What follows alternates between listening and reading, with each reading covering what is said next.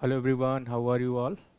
So in today's lecture we are going to discuss about covalent bond. Before this lecture we have made discussion about ionic bond, feasible condition for the formation of ionic bond, hardness, melting point and bond strength of ionic compounds, as well as we have also made discussion about the variation of solubility of ionic compound in water with the help of lattice energy and hydration energy.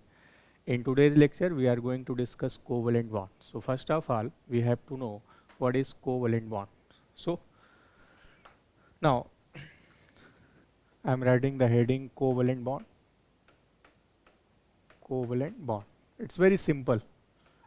So type of bonds obtained by sharing of electron. Type of bonds. Types of bonds obtained by obtained by sharing of electron. By sharing of electron between two or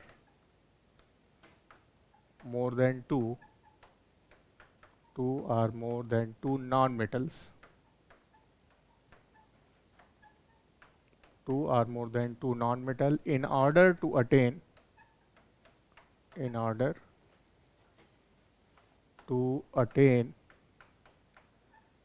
nearest gas configuration, nearest gas configuration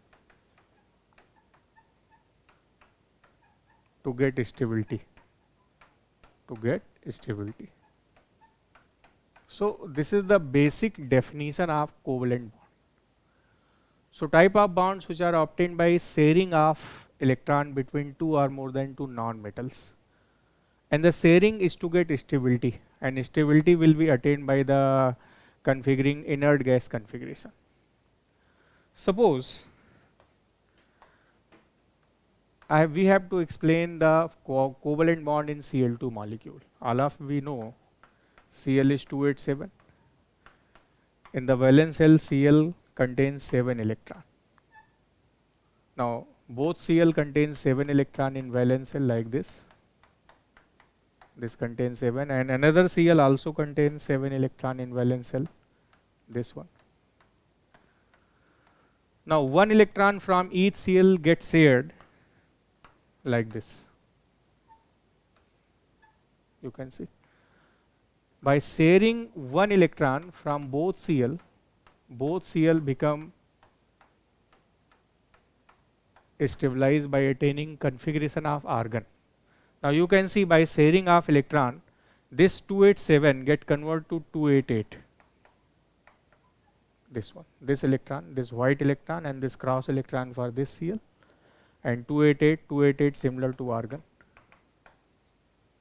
So the purpose to form covalent bond is to gain stability by attaining inert gas configuration with the help of sharing of electron between these two atoms. Suppose I am taking O2. So the configuration of O is 2,6. O want to get stabilized by attaining configuration 2,8. When the configuration of oxygen become 2,8, it become like neon, and neon will be stabilized. Now oxygen have 6 electron in valence shell like this, and this oxygen also have 6 electron in valence shell like this. Now sharing of 2 electron between both oxygen will occur like this. So the formation of double bond will occur, and each oxygen contain 2 lone pair of electron. 2 unshared electron means 1 lone pair of electron. Okay, 2 unshared electron means 1 lone pair electron. In this case of chlorine, there are 3 lone pair of electron. 3 lone pair of electron on each chlorine. In case of oxygen, there are 2 lone pair of electron on each oxygen.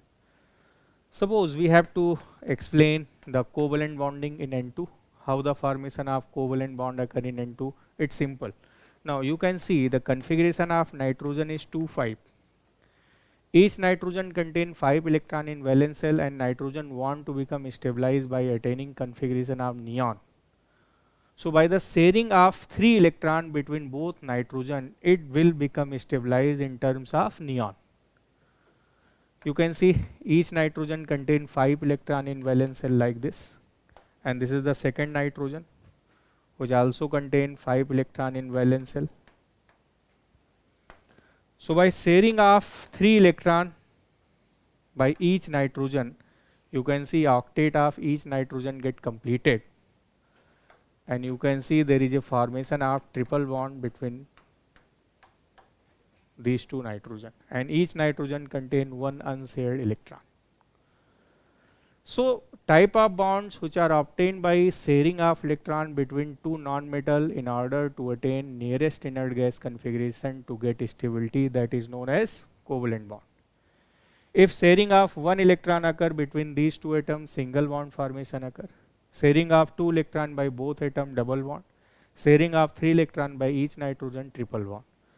So covalent bond, by the formation of covalent bond, possibilities are there, formation of single bond, double bond as well as triple bond.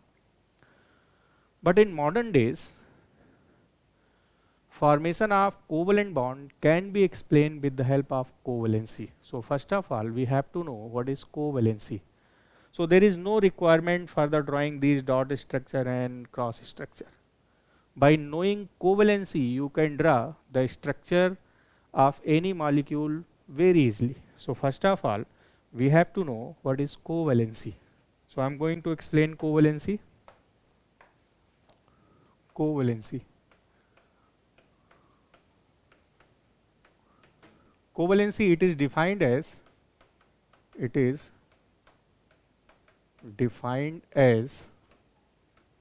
number of electron shared by an atom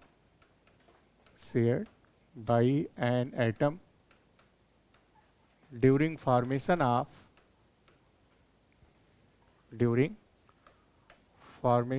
covalent bond.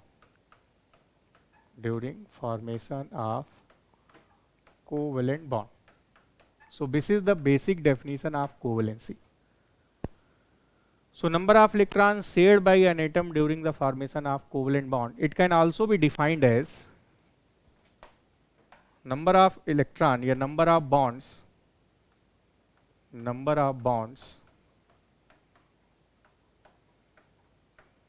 formed by an atom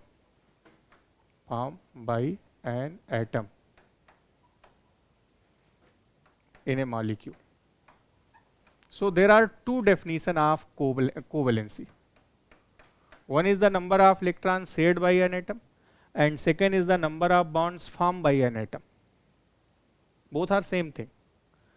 And you can calculate covalency of any atom. So covalency of any atom, you can see covalency equal to 8 minus valence shell electron. 8 minus valence shell electron. This is the formula to find covalency of an atom. And by knowing covalency, you can draw the structure of any molecule very easily. Suppose we have to find the covalency of carbon, nitrogen, oxygen, fluorine.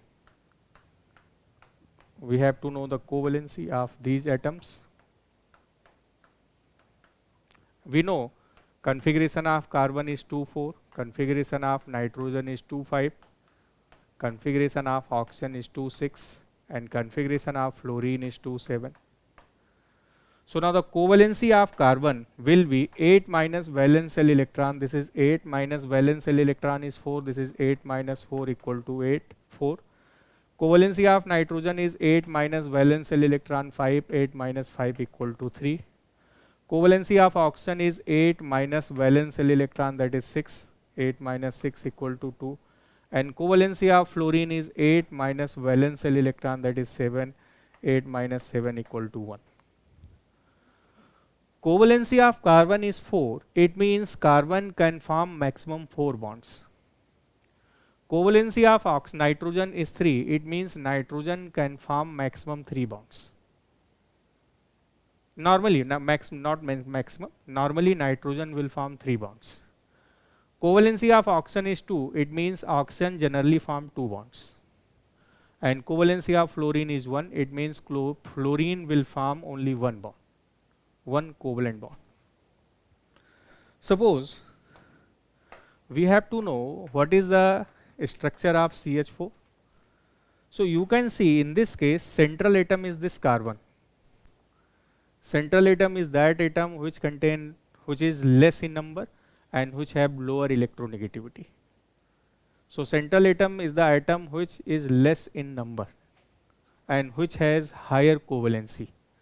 So carbon is the central atom.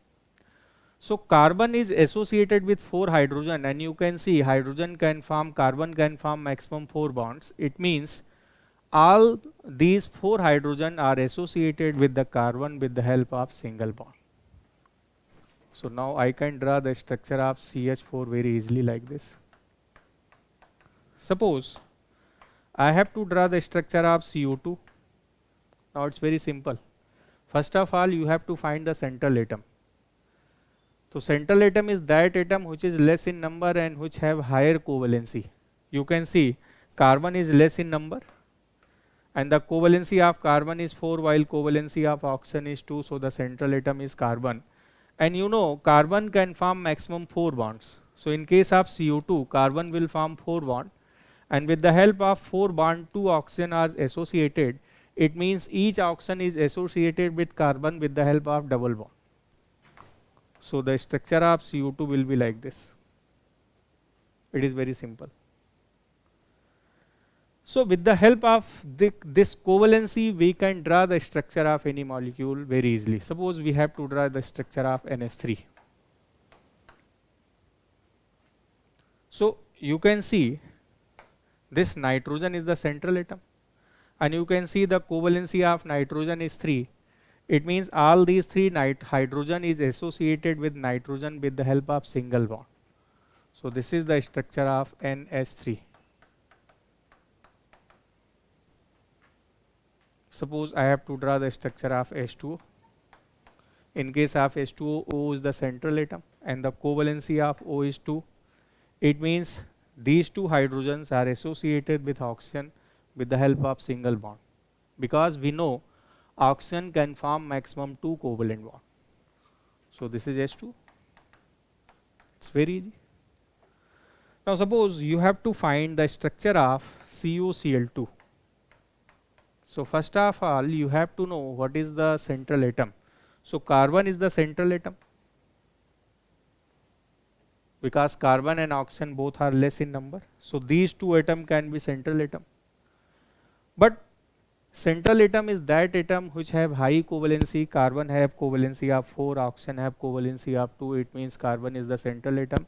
So carbon will form maximum 4 bonds. And with the help of this 4 bond, 1 oxygen and 2 Cl2 is associated. It means oxygen is associated with double bond and both Cl are associated with single bond. So this is the structure of CuCl2. Now you can see what is the importance of this covalency. So by knowing covalency, there is no need to share these electrons with the help of dot line and cross line. There is no requirement. By knowing covalency, you can draw the structure of a compound very easily. So now we are discussing about covalency, and one thing that you have to know, covalency of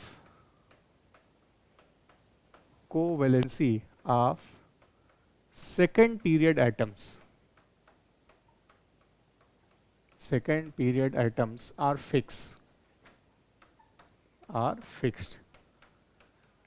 Second period atom, I mean to say, that is carbon, nitrogen, oxygen, fluorine. So covalency of second period atom, that is carbon, nitrogen, oxygen, fluorine, etc. are fixed. That is covalency of carbon is 4, oxygen is 2, nitrogen is 3, fluorine is 1.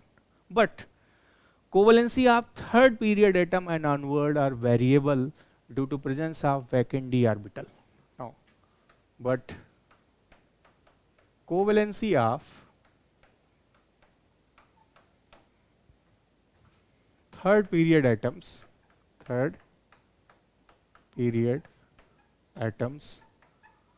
and onward are variable due to presence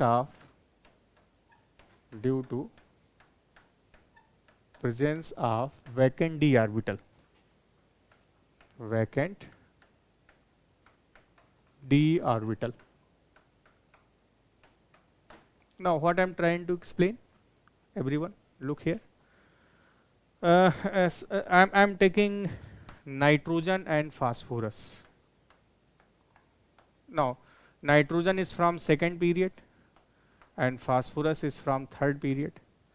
So now the covalency of nitrogen, since nitrogen is from second period, so the covalency of nitrogen is fixed, that is 3 only, while covalency of phosphorus is 3 and 5. That is why phosphorus can form PCl3 and PCl5 both exist, but nitrogen will form NCl3 only. NCl5 does not exist. Why NCl5 does not exist? Why NCl5 will not exist? It's very simple. Since the covalency of nitrogen is fixed, so covalency of nitrogen is only 3. So only formation of NCl3 will occur. While the covalency of phosphorus is variable because phosphorus is from third period. And an atom from third period have variable covalency due to presence of vacant d orbital. So phosphorus can form PCl3 and PCl5 both. Why the covalency of phosphorus is variable? Just see, everyone. First of all, I'm going to explain nitrogen, why the covalency of nitrogen is not variable. So configuration of nitrogen is 2,5. Always make sure that during bonding, electron from the outermost valence shell electron participate in bonding. So this outermost valence shell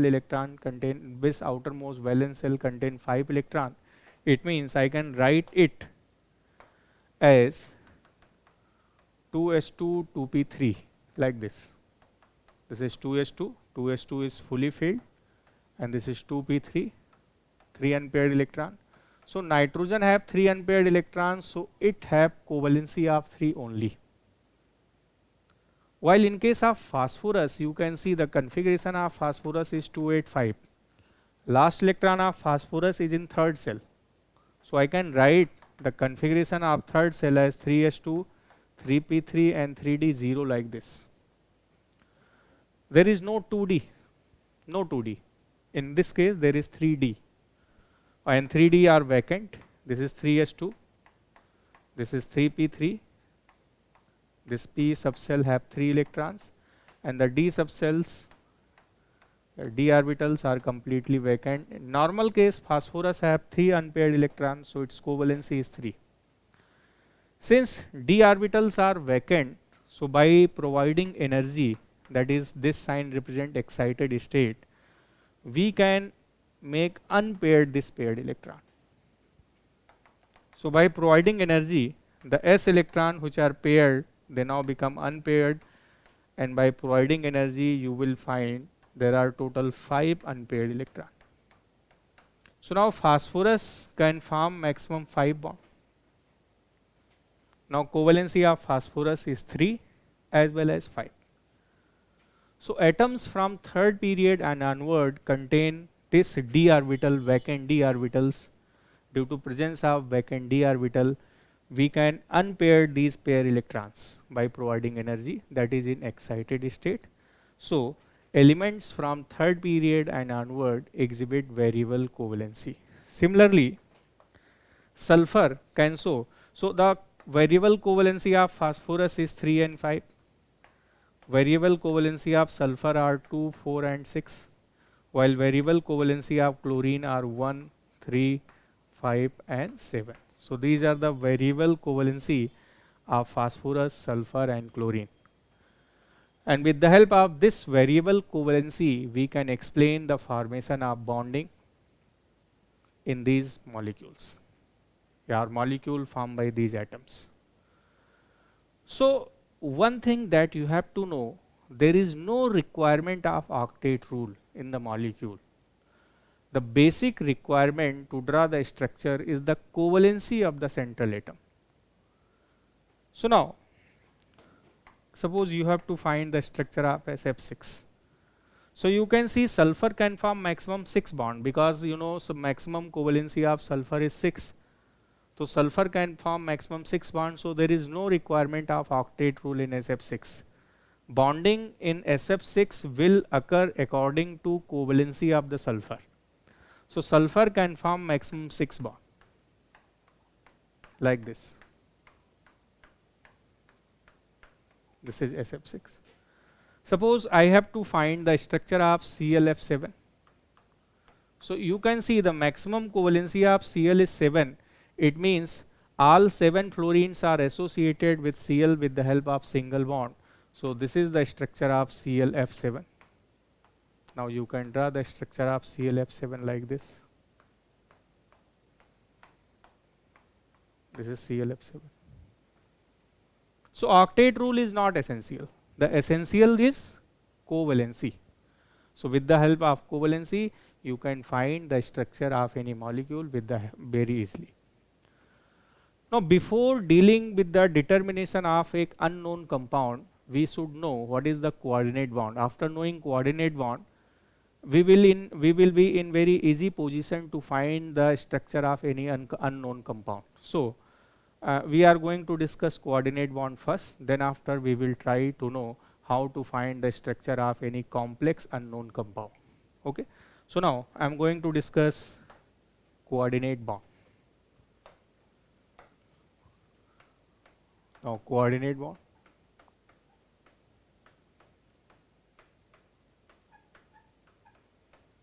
So coordinate bond, type of bonds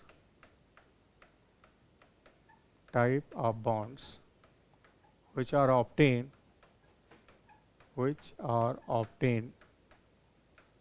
by unequal sharing of electron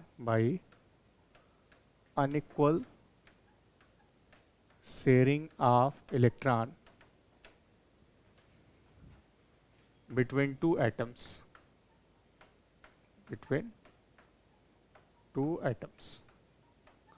So in case of covalent bond, there is equal sharing of electron between two atoms, and in case of coordinate bond, there is unequal sharing of electron between two atoms.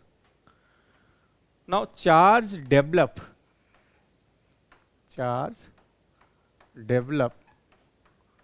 due to formation of such bond. Charge develop due to formation of such bonds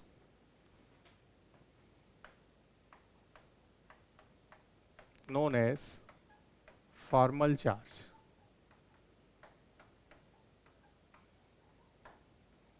Fc, formal charge represented by Fc. So the charge developed due to formation of this coordinate bond, that is known as formal charge. Now I am going to explain coordination bond with the help of examples. Suppose we have to find the bonding in carbon monoxide. There are two atoms, carbon and oxygen.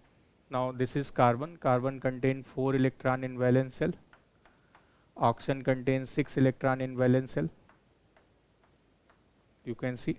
Now you can see the octet of oxygen is complete, but octet of carbon is incomplete. You can see octet of carbon contains 6 electrons only. Here only 6 electrons, and in this case 8 electrons. So I can write it like this. This is C double bond O. Now this oxygen contains 2 lone pair electron, carbon contains 1 lone pair electron. Again you can see there are 6 electrons here and 8 electrons here.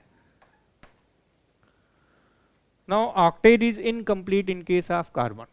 So now this oxygen make unequal sharing of electron with the carbon. Means oxygen is donating both electron to carbon. Oxygen is sharing both electron with carbon. This bond is known as coordinate bond. It means unequal sharing. Both electron is from oxygen, that is unequal sharing. Now you will find structure like this. This is C triple bond O. O is donating electron, so O become positively charged, and C is accepting electron, so it become negatively charged. So this is the formal charge. Atoms which will share unequal sharing means atom which is donating electrons that become positively charged and which is accepting that become negatively charged. I think this is clear to all of you. Or you can also write it like this. This is C triple bond O. You can represent this coordinate bond by arrow. So this is the coordinate bond. So you can write coordinate by this arrow or by representing charge plus and minus. Plus means donor atom. Minus means acceptor atom. So this is the unequal sharing. Plus means donor, minus means acceptor. Now again, suppose I am taking HNC, hydrogen isocyanide. So you can see hydrogen isocyanide very easily. Hydrogen contain 1 electron in valence shell. Nitrogen contain 5 electron in valence shell. And carbon, this carbon contains 4 electron in valence shell like this. Now you can see this duet of hydrogen get completed, octet of this nitrogen get completed, but octet of carbon become incomplete. Now you can see hydrogen contain 2 electron, nitrogen contain 8 electron, but this carbon have 6 electron in valence shell. Means carbon has incomplete octet. So I can write it like this.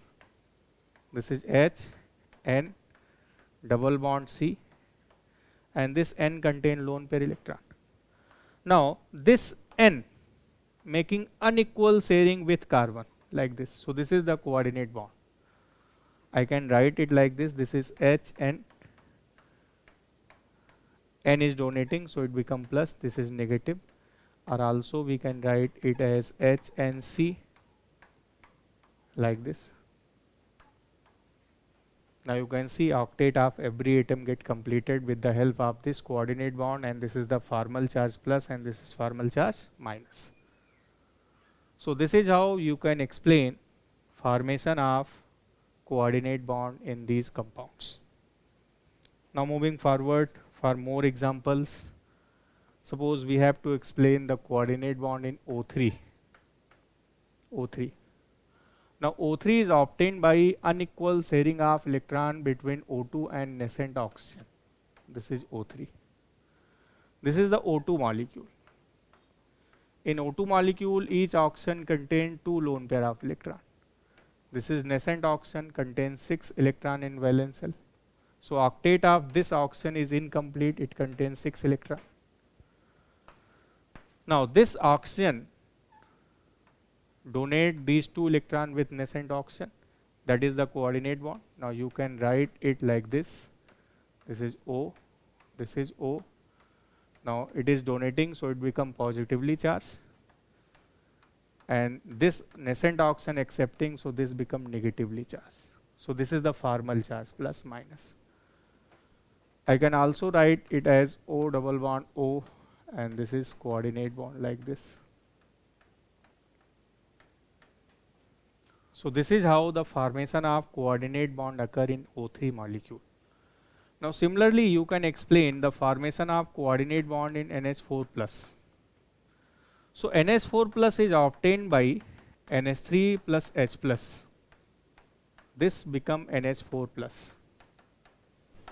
How the formation of this coordinate bond take place in this ammonium ion?